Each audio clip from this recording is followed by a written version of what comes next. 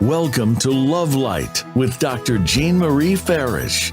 Today, we'll show you how to use the spirit of love and self-worth to improve the connections with everyone else in your life. This program is your weekly gift, and it will keep on giving. You'll see. Now, here's your host, Dr. Jean Marie Farish. Greetings and a hearty welcome, everyone. I hope you're all faring well. I'm Dr. Jean Marie, your Love Light host, coming to you from the Voice America Empowerment Channel, shining love light into your hearts and homes to inspire and empower you to create a life you love. Thanks to our listeners worldwide who tune in live and on demand. We have a fantastic show today. Ignite Healing Superpowers with Dr. Orloff's Genius of Empathy. If you are an empath or would like to access or cultivate empathy in healthy and positive ways, this is the show for you. Dr. Orloff says that empathy is the superpower of human connection, a medicine for your mind, body, and soul. She offers a fierce, proactive, even radical way of being caring towards yourself, others, and the world, no matter the situation you're facing. Judith Orloff, MD, is a board-certified psychiatrist, member of the UCLA Psychiatric Clinical Faculty, and a New York Times best-selling author. She's a leading voice in the fields of medicine, psychiatry, empathy, and intuitive development. Dr. Orloff's books include The Empath Survival Guide, Thriving as an Empath, Emotional Freedom, Positive Energy, and Second Sight. And her new book is The Genius of Empathy, Practical Skills to Heal Your Sensitive Self, Your Relationships, and the World. Her work has been featured on CNN, NPR, talks at Google, TEDx, and the American Psychiatric Association. She has also appeared in USA Today, the Oprah Magazine, Scientific American, and the New England Journal of Medicine. She specializes in treating highly sensitive people in her private practice. Dr. Orloff is taking live calls from listeners. If you have questions and concerns, call now. USA callers dial 1-888-346-9141. International callers dial 001-480-553-5754. So now I welcome Dr. Judith Orloff on our show today, Ignite Healing Superpowers with Dr. Orloff's Genius of Empathy. Dr. Orloff, welcome to Love Light. Thank you, Jean. I'm so happy to be here. Well, it's an honor to have you on Love Light today on this wonderful, empowering episode. And congratulations on your new book, The Genius of Empathy, Practical Skills to Heal Your Sensitive Self, Your Relationships, and the World. Forward by His Holiness, the Dalai Lama. So congratulations. Thank you so much. It's quite a time to go out on book tour. With this book, it's a perfect time to teach people how to bring empathy into every aspect of their lives. Empathy is the cornerstone of freedom, and it allows you to love more and have better relationships at home, at work, and also if you're an empathic leader, know how to bring empathy into leadership and all relationships. Well, thank you so much for that, because this is truly the right time. And I think everyone is looking for ways to improve themselves, their lives, their relationships, and to heal. So thank you for your work and your fantastic books. So Dr. Orloff, what led you or what inspired your work in this particular area?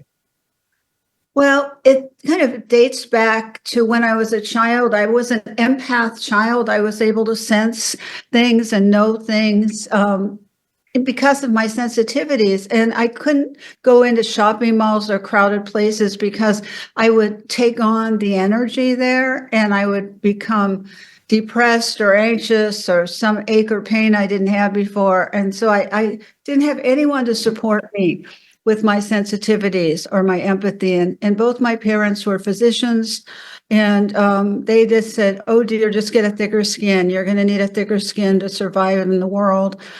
And I didn't know how to do that. And that, they loved me, but they didn't understand how to deal with empathic children.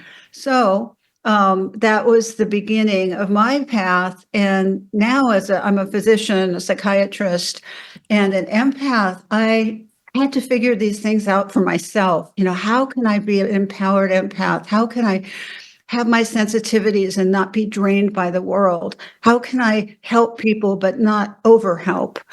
All these nuances of learning how to be an empath, I discovered, and I want to share with everybody, because if it doesn't work for me, it's got to work for me, because this is my life. And so I'm sharing with you, the techniques on how to be an empowered empath, and never try and hide from that, but also learn how to take care of yourself.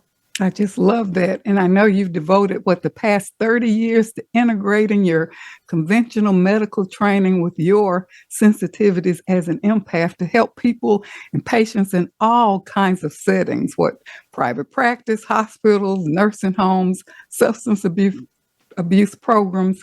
So you've really, expanded your books and your writings and practical skills to all of these settings. And I know that your book, The Genius of Empathy, is certainly a roadmap on how to use empathy. Why did you write The Genius of Empathy? Because I wanted to give people hope. I see what's happening to all of my empath friends and patients. They're absorbing the stress of the world, and the news is so dismal all the time. And how do you use empathy to lift yourself up, to go higher, as has been said? How do you go higher? Now is the time.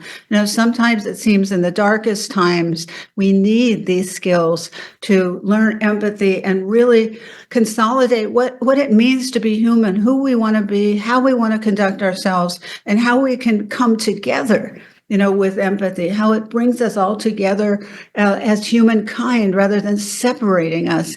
And empathy, if you feel it or you're an empath, as humankind, we're all related.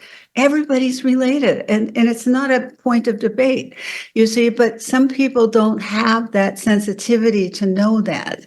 And so I want to encourage people to develop it, or teach their spouses. Let's say you're an empath and your spouse isn't. How do you share with your spouse what's going on? How can you, help bring them in to the fold of love, basically? And Dr. Orloff, I know empaths can have a tendency, I'm sure there are listeners out there, to just shut down. And I know myself, I'm an empath.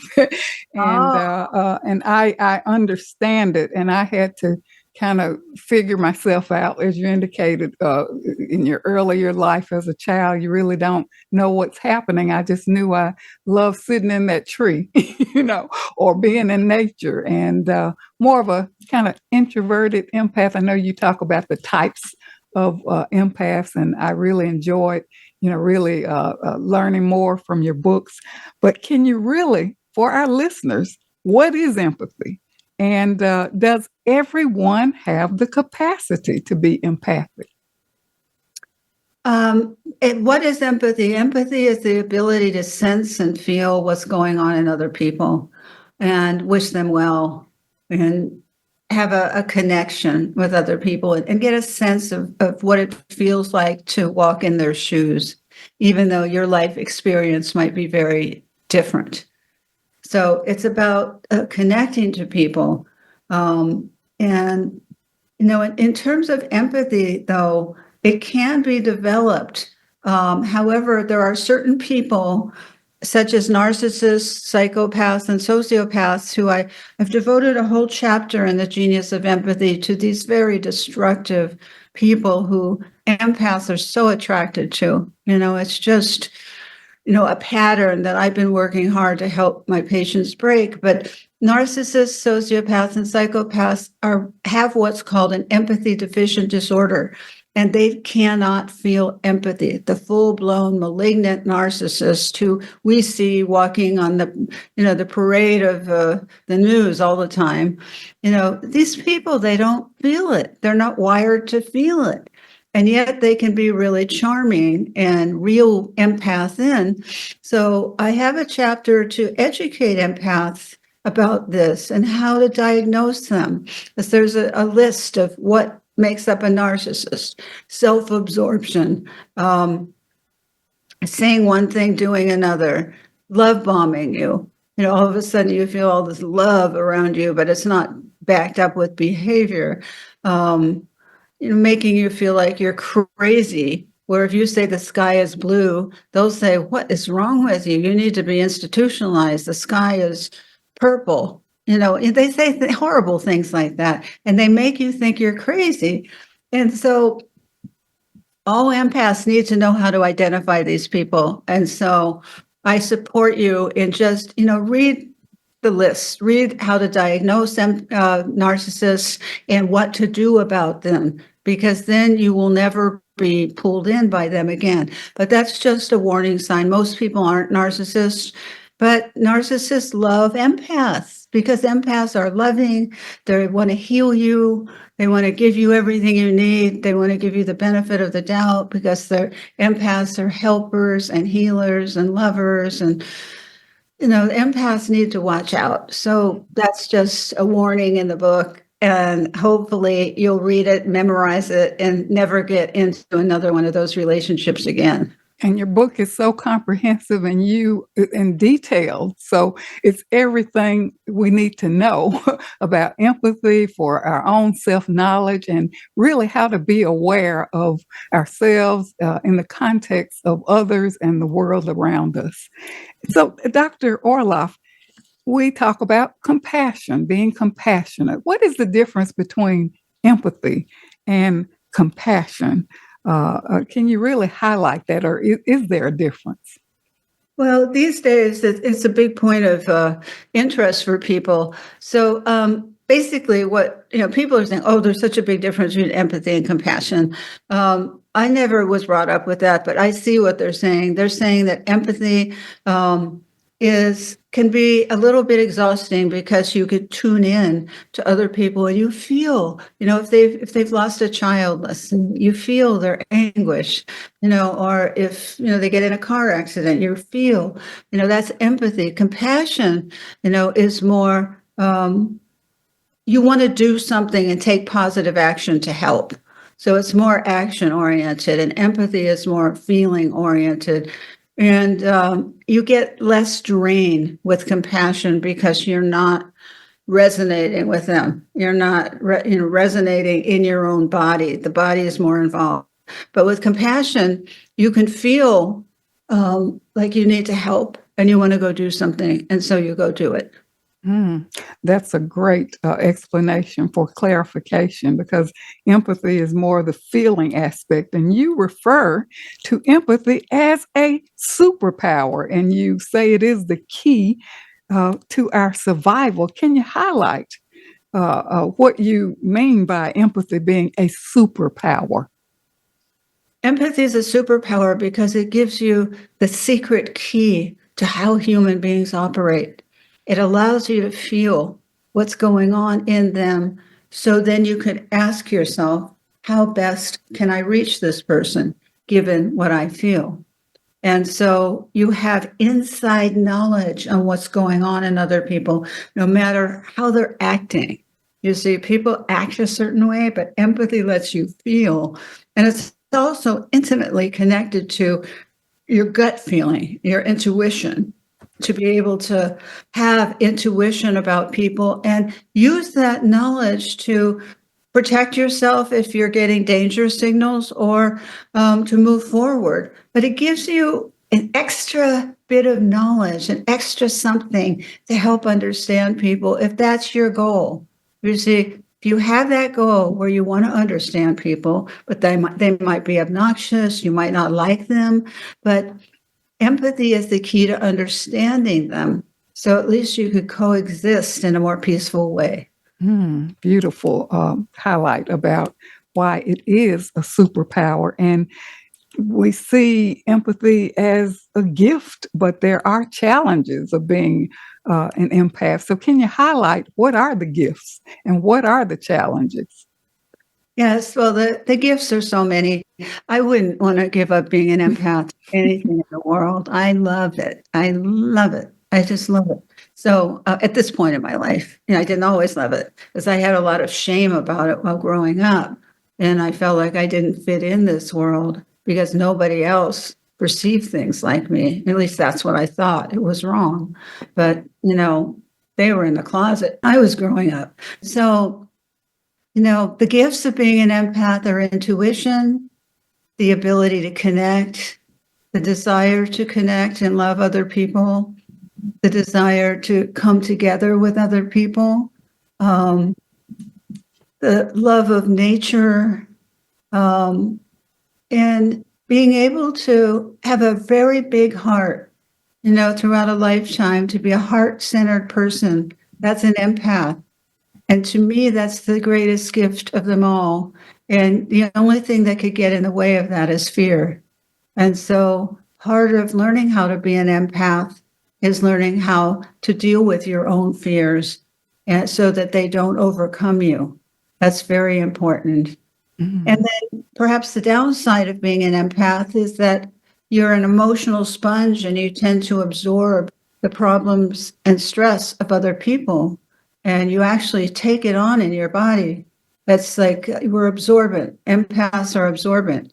And you don't want to do that. That's not a good thing to do that. And so it's important to learn skills, how to protect yourself when you're going in, let's say, a situation that might be dicey or that you don't really like the people or you're not comfortable. You have to learn how to protect yourself so you could go in that situation and not absorb, but just be there. You see, that's a great skill. So that's what I want to teach empaths and empathic people, highly empathic people. I want to teach them how to do this. So these are not skills that we're taught in school. No. And so somebody's got to teach people, because otherwise they walk in and they just get so exhausted. And so, that's what my joyous role is to do that. And, you are really a godsend and a divine blessing with all of your knowledge. And when we come back from commercial break, we're going to hear more about empathy as a healing force, blocks, and then Dr. Orloff's strategies and techniques for us to help us manage and deal with empathy, and also look at empathy as a healing tool in our relationship with others. But now it's time for a brief commercial break. So for our listeners, stay tuned for more on Ignite Healing Superpowers with Dr. Orloff's Genius of Empathy. Dr. Orloff is a member of the UCLA Psychiatric Clinical Faculty, New York Times best-selling author, leading voice in the fields of medicine, psychiatry, empathy, and intuitive development. And her new book is The Genius of Empathy, Practical Skills to Heal Your Sensitive Self, Your Relationships, and the World. And again, Dr. Orloff is taking live calls from listeners, so feel free to call in and take advantage of this opportunity. 1-888-346-9141 for USA callers, and international callers 001-480-553-5754. We'll return shortly. Stay tuned. Follow Voice America at Facebook.com/Voice America for juicy updates from your favorite radio shows and podcasts. Announcing Dr. Jean Marie Farish's new book, Love Mastery Devotion Journal, 21-day weekly prompts and affirmations. This is the companion piece to Dr. Farish's best-selling book, Living in the Spirit of Love, Our Natural State of Being. Through the new book, we invite you to cultivate a lifestyle of love through daily devotional practices over a 21-day period, following 9 ingredients in the recipe of love. Love Mastery Devotion Journal, 21-day weekly prompts and affirmations is available on Amazon.com and Balboa Press. Jean Marie Farish's Center for Conscious Loving, LLC, cultivates a lifestyle of love and wholehearted connections through personal growth, altruistic services, and speaking engagements. Resources include classes, workshops, life care coaching, and creative service projects with an emphasis on cultural arts. Visit the website at drjeanmariefarish-consciousloving.com. That's drjeanmariefarish-consciousloving.com, or click the link on the Love Light show page. Best-selling authors international, news honors best-selling authors around the globe. Dr. Jean Marie Farish is featured in the newly released issue of Published magazine. To have first access to this treasured resource, go to publishedmagazine.com.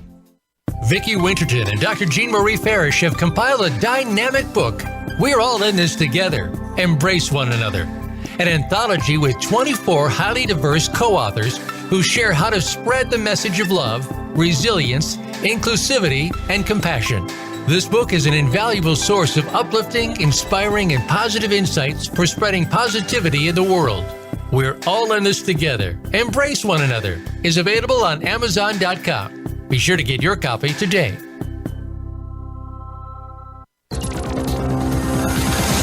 It's your world. Motivate, change, succeed. VoiceAmericaEmpowerment.com.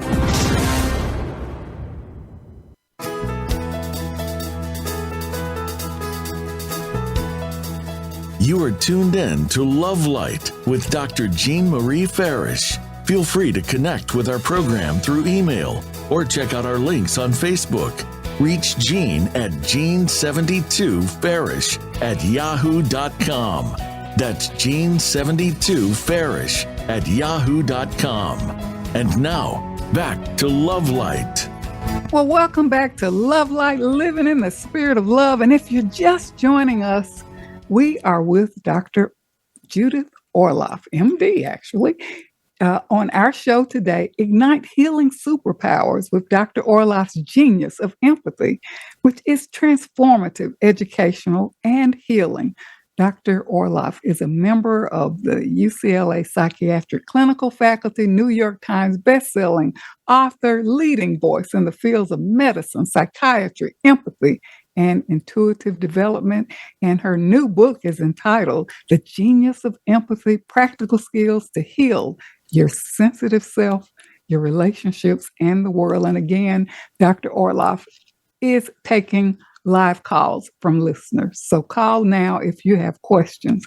But Dr. Orloff, to continue from our last segment, I would love for you to talk about empathy as a healing force to tap into. So we'd love to hear more about this. Yes, empathy is a powerful healing force. As a physician, if I sit next to a patient in the hospital, I'm going to be sitting there opening up my heart and feeling empathy. That's the first step to healing.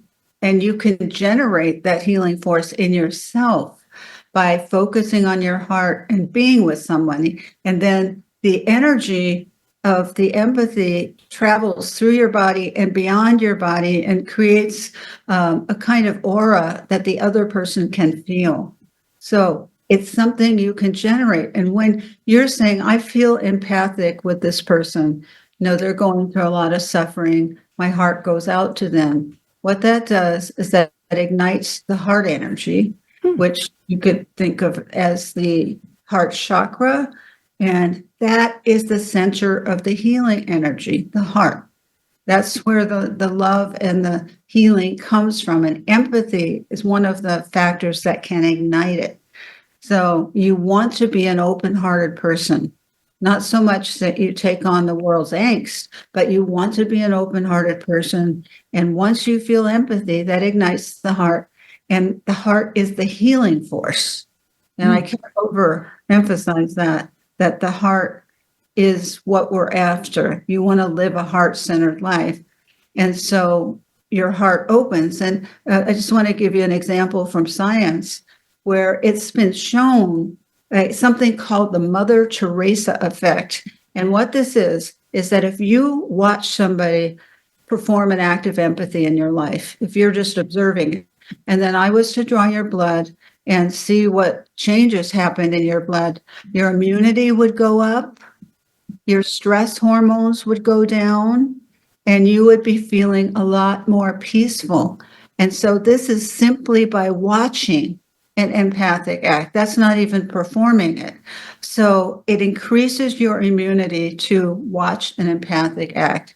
And if you can wrap your mind around that and absorb it, it's incredibly powerful, because simply by watching that love, that empathy, it goes to you, it spreads. And that's one aspect of the healing aspect of empathy. Dr. Orloff, that is amazing. And when we talk about the positive ripple effect for change, when we do acts of kindness or whatever, you have really highlighted the importance of empathy, and just by watching it, how it changes people around us. So thank you so much for sharing that. And Dr. Orloff, talk about the blocks to having empathy. And, I have an experience that I want to share, because I think sometimes you kind of, before I kind of had more knowledge, it's like I want to just shut it down because it was draining. So can you talk about some of the blocks to having empathy? Yeah, the main block is empathy overwhelm. When people are feeling too much and just want to shut down, it either seems too painful or unsafe to lovingly explore your own emotions, and you risk getting burned out by other people's problems, so you shut down. So it's important to work with that and set healthy boundaries. If you set healthy boundaries, such as saying, no, I'm sorry, I can't do this now, or specifying, I'm just able to give you so much, you could limit how much strain you have. But empaths don't know how to set boundaries in the beginning. Many don't. And that's a big problem, because you need to set boundaries and say no and learn how to protect yourself so you don't experience empathy overwhelm. Empathy overwhelm is when lights are too bright, sounds are too strong, people's voices annoy you, you hear squeaking, you hear all kinds of noises in the world that are driving you crazy. You're overwhelmed with all kinds of fears. And that's empathy overwhelm. It's extremely painful. And if you do go on empathy overwhelm, the key is you want to get into a quiet room, decrease stimulation, and through meditation, through breath, through just not thinking about anything too much and just relaxing, that brings the temperature down so you don't feel so overwhelmed. But that's the number one block. I have other blocks in the book, but it's important to set boundaries to prevent overwhelm. For instance, I have the right to say in a loving, positive way, no or no thank you. I have the right to set limits and how long I listen to people's problems. I have the right to rest and not be always available to everyone.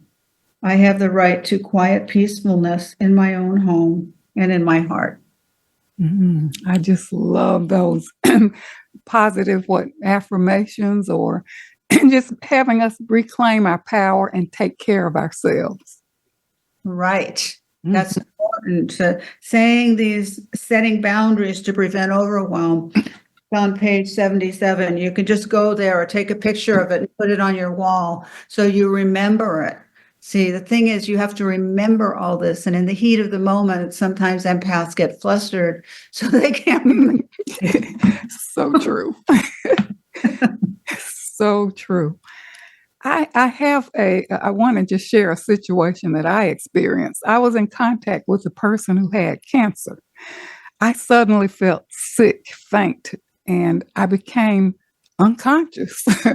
When I awakened, of course, I was surrounded by coworkers and a lot of people. They thought I was dying. And the lady who had cancer was full of energy. Well, they took me home, and as soon as I came home, it's like my whole energy, I was transformed, it's like nothing happened. What happened to me, for our listeners, because there may be others who have that kind of experience? Well, I think with your big heart, you merged with her body, and you, for a second or brief moments, you experienced what she experienced.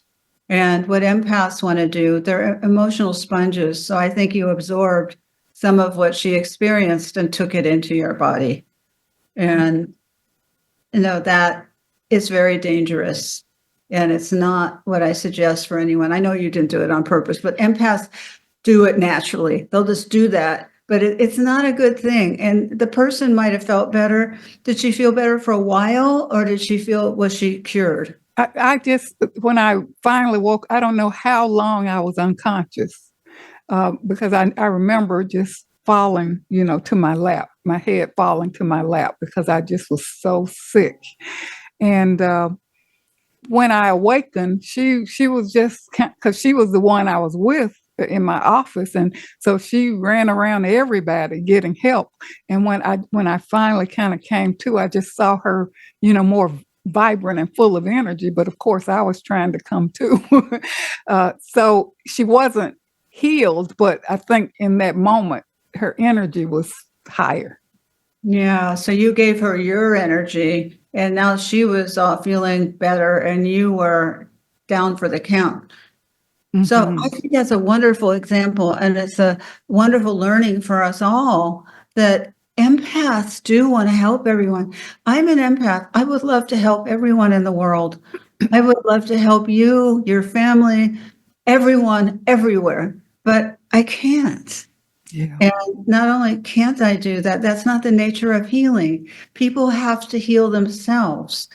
You can be a wonderful guide. You can be a loving parent, or a loving spouse, or a loving friend, to create the positive Mother Teresa effect on your friends. But you must have a limit inside of yourself how far you will go with this, because it's not about you being a martyr. That's not how I'm presenting empathy. It's about you learning how to give but not take on. So that's what the skill is. And God bless you for being so open and and taking on her stuff, but it's not going to be helpful for you. Shocking to your system, and she might have enjoyed it, in terms of the energy she got, but it's out of balance. But I'm happy that you shared that, and I just want to say to everyone, the goal is to love people and to heal people, but not sacrifice your own energy to do it. And it's like you're not even knowing what's going on. You're not even really conscious of it. No, you're not. And that's why I wrote this book, to articulate, to bring out to the surface and make obvious what's happening to so many of us, and we don't realize it. And that's what I want to do, is to get people, to give them the language for what they're experiencing, because they might not know. Their teachers didn't tell them, their parents didn't tell them. They've been shamed and blamed and criticized for being so sensitive, so they don't see it's a good thing. So, we as empaths all have to come together, and learn together. And that's what I want to offer you in this book, is the tools. The tools can help free you from some of the downside of being an empath, which is energy drain, if you don't know how to give just the right amount, or you don't know how to say no. The simple, beautiful words, no, I'm so sorry, I can't take care of you all day today. I've got to rest. Yes. And not feel guilty, because people feel guilty at first, empaths, because they're people pleasers and they want to please everyone. They want to heal everyone, and they just can't bear it if someone's unhappy. And that has got to change, because as we mature, sometimes taking care of yourself, you will disappoint other people. You won't be able to be there for them 100% of the time, and that's okay. It really is okay. You have to practice self-care as an empath. Otherwise, you will burn out. So true. And Dr. Orloff, you talk a lot about how empathy can help us heal ourselves and, be more befriend ourselves, so to speak. So if there are listeners out there who feel unworthy, unloving of themselves, what can you say to help them get over that, overcome those feelings of unworthiness and lack of self-love? Yeah, I mean, that's many people feel unworthy, and, it's about your upbringing and how much nurturing you got, and if you got raised in a home that was supportive or versus raised by a narcissistic, alcoholic, sociopath, that's a very different kind of childhood. And so you need to build up your strength in terms of your worthiness. You are worthy. You've always been worthy. And whoever said you weren't is lying. It's just not true. Everyone listening is worthy. If you're an empath, you're worthy. You have sensitivities. There's nothing wrong with you. All right. I tell people that all the time because they were brought up to think they were unworthy, too sensitive, a crybaby. The poor boys, and girls are bullied in school for being too sensitive and not going along with the way other kids are doing things because they prefer taking a walk in the forest to doing video games. Yeah. They're bullied for that. They're bullied for everything. It's crazy.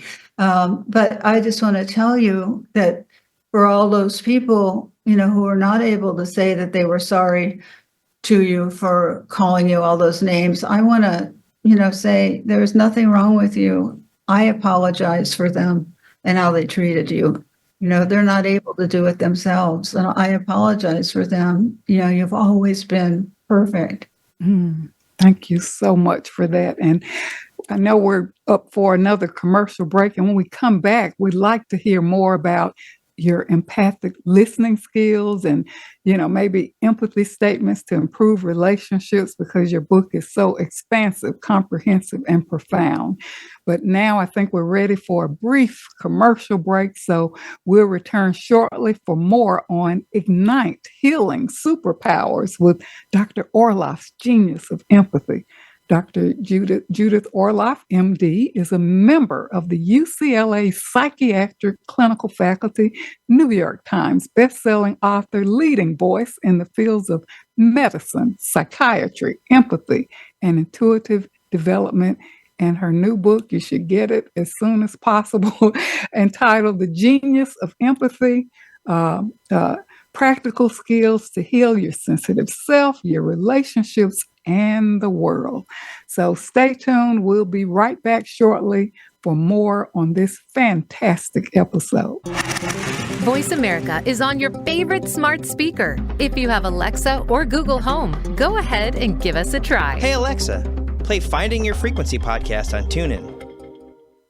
Dr. Jean Marie Farish is proud to announce the release of her new book, Living in the Spirit of Love, Our Natural State of Being, available now at Balboa Press. This book will help you master your life and flourish in love. You'll learn how to become a better and more evolved you. Feel good by making life-affirming choices. Deepen your feelings and expressions of love. Tune in love and sustain the change. And flourish in love and find your joy. Visit BalboaPress.com and search for Living in the Spirit of Love and enjoy Dr. Farish's new book today. I'm Judy Satori. I'm a spiritual channel and activator of human potential. You might have heard me speaking on the Voice of America on Dr. Jean Farish's show, Love Light, because I've been speaking about the challenges that are besetting all of us right now and how we can surrender but also keep on going. I want to invite you to join my new Facebook group that is devoted to heart-centered connection and unity. Through this Facebook group, you can also join my free access question and answer session with Spirit on the first Wednesday to Thursday of every month. Just search Ascension Community on Facebook to join the group. In this session, I answer questions and transmit energy from Spirit to give you guidance and support. Because life on planet Earth ain't easy right now. And there is so much help from above, from beings of love and light, from multidimensional realities who are actually here with us, wanting to step up and support us. I welcome you to become part of our ongoing group conversation about evolutionary change and how it's affecting us as human beings and affecting our life today. Many blessings to you. You can find out more about me and my work at www.ascensionlibrary.org. Have a wonderful day. Announcing Dr. Jean Marie Farish's new book, Love Mastery Devotion Journal, 21-day weekly prompts and affirmations. This is the companion piece to Dr. Farish's best-selling book, Living in the Spirit of Love, Our Natural State of Being. Through the new book, we invite you to cultivate a lifestyle of love through daily devotional practices over a 21-day period, following 9 ingredients in the recipe of love. Love Mastery Devotion Journal, 21-day weekly prompts and affirmations is available on Amazon.com and Balboa Press. Best-selling Authors International news honors best-selling authors around the globe. Dr. Jean Marie Farish is featured in the newly released issue of Published Magazine. To have first access to this treasured resource, go to publishedmagazine.com. It's your world. Motivate, change, succeed. VoiceAmericaEmpowerment.com.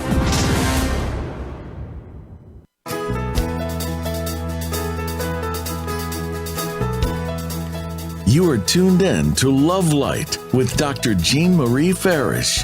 Feel free to connect with our program through email or check out our links on Facebook.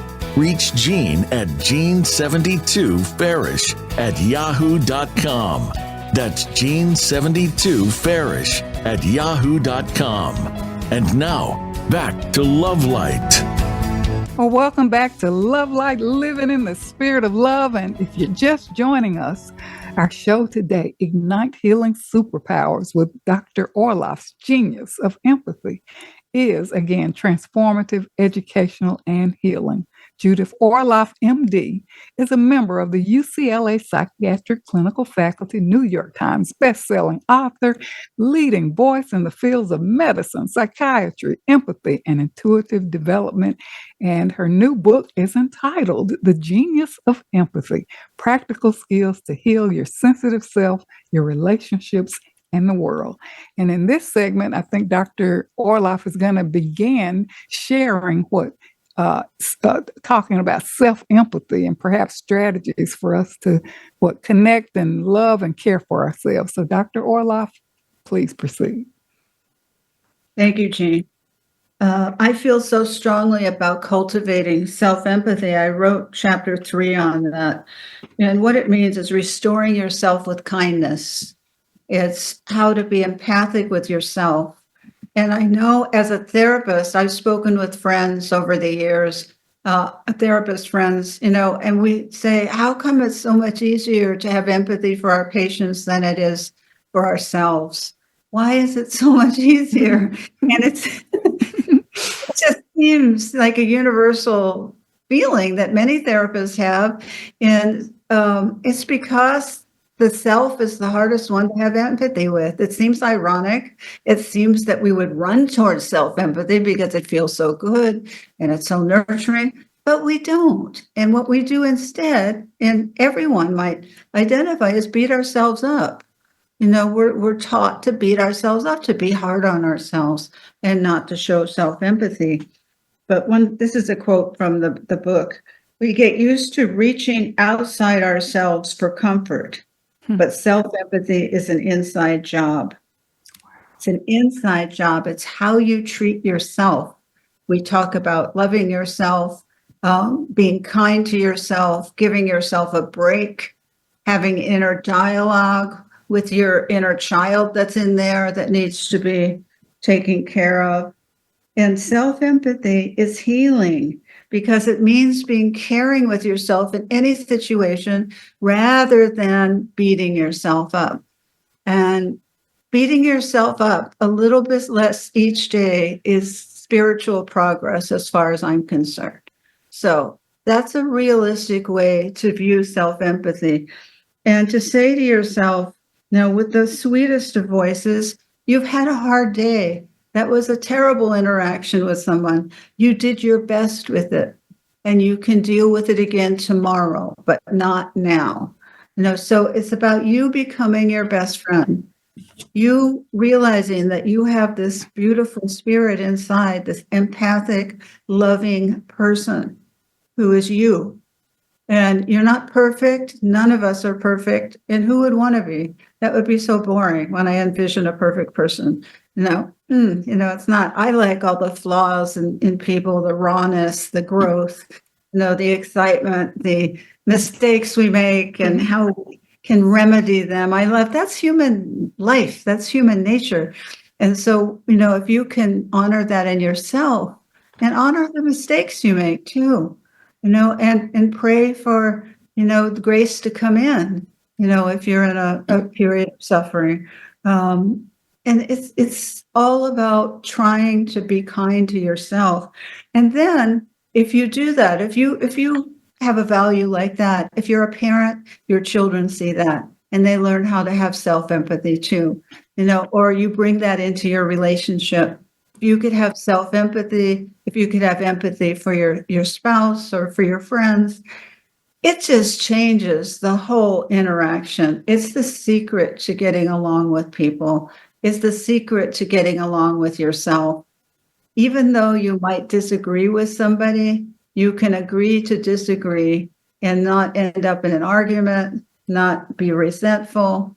You could just say, I'm not in agreement with this, but I hear what you say and I'll take it under consideration. And that's it. You don't want to get into fights with people about their belief systems.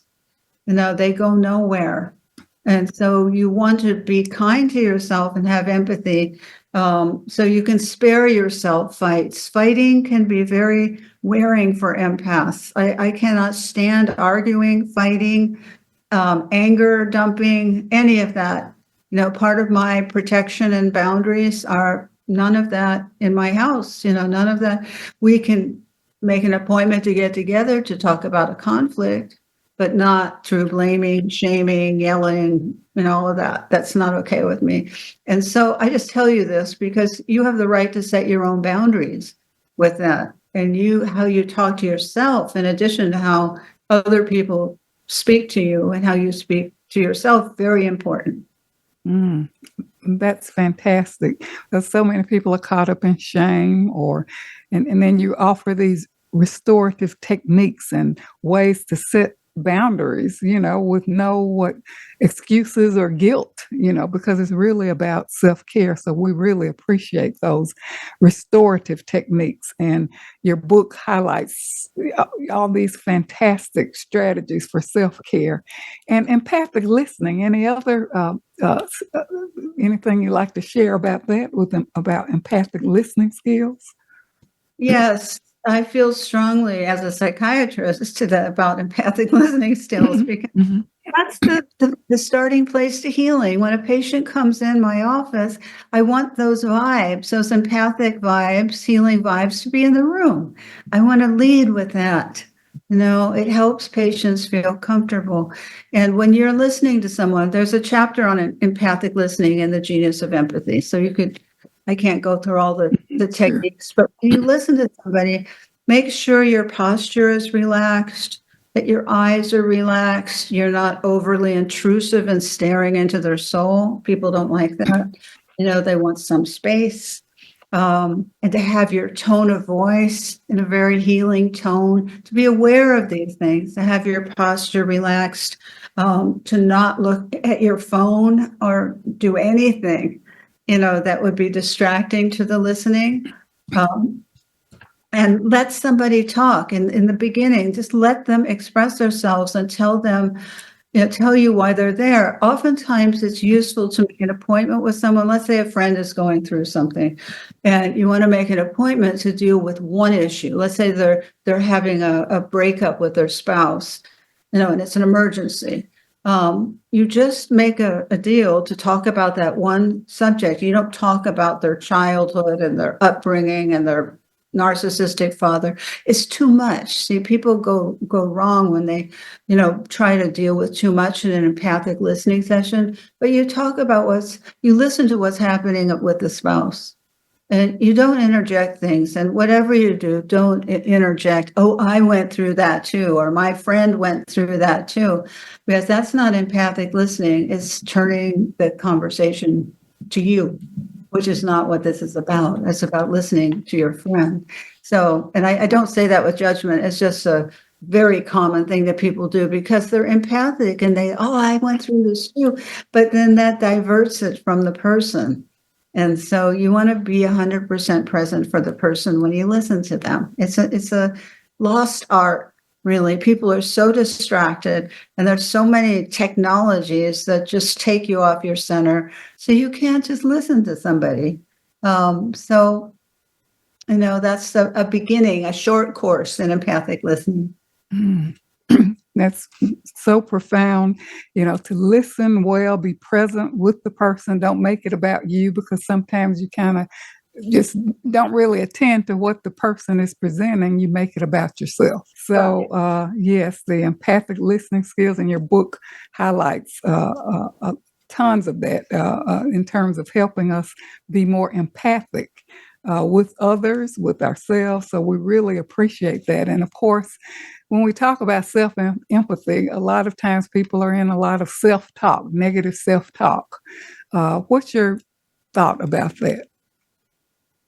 First of all, identify it. We all have negative self-talk. Mm-hmm. So there's nothing wrong with it. There's nothing wrong with you. But it's really important to begin to shift that. And to begin to recognize when those voices start up. You're not good enough. You're not pretty enough. You're not smart enough. You'll never get that job. You'll never get that boyfriend. You'll never, be able to be empathic because you're so, unable to protect yourself, yada, yada, yada. It's just on and on. They're negative voices. So you want to recognize these negative voices and know what the top 5, what do they say? They say, I'm not good enough. I'm not pretty enough. I'm not smart enough. Okay. So when that comes up, you know that those voices are not true. All right. You have to tell yourself, this is from the past. This isn't from the present. And you must take a breath. You recognize them, take a breath, stop, and replace them with, to my amazement, I'm feeling wonderful today. Mm-hmm. Fantastic. Dr. Orloff, I love that. That's a nice closure. How can listeners contact you to learn more about your work? I know you have tons of YouTube videos and, your website and all of that. So can you share with listeners how to connect with you and learn more? And of course, accessing your book. Yes, it's my website is really my central place, and it's www.drjudithorloff.com. And I have books there. I have online courses if you want to develop empathy. I have free videos. I have free blog. So just explore and see what resonates with you. And I hope you enjoy the book, and it really helps to improve your life in so many ways. It's fantastic. And, empathy offers us a new way of being in the world. We've learned how valuable empathy is as a superpower to heal ourselves, relationships in the world. And Dr. Orloff, we really thank you so much for being here today on Love Light. Thank you so much. And we'd love for you to return in the future. Thank you. You're so welcome. It's been a joy, Jean. Okay. So we've learned that empathy itself is a healing act, whether you are giving or receiving. So access Dr. Orloff's website and her new book. It's truly a must-have, and it will help you in your daily life with all of those practical skills that you can employ now in all areas of your life. Much gratitude to the Voice America team for making this show a reality and for shining their love light in the world. This is Dr. Jean Marie, your Love Light host, coming to you from Voice America. And until we meet again, remember, an empowered self is a loving self, and keep your love light shining. You are so appreciated, and we thank you so much for tuning in. Thank you for listening to Love Light this week.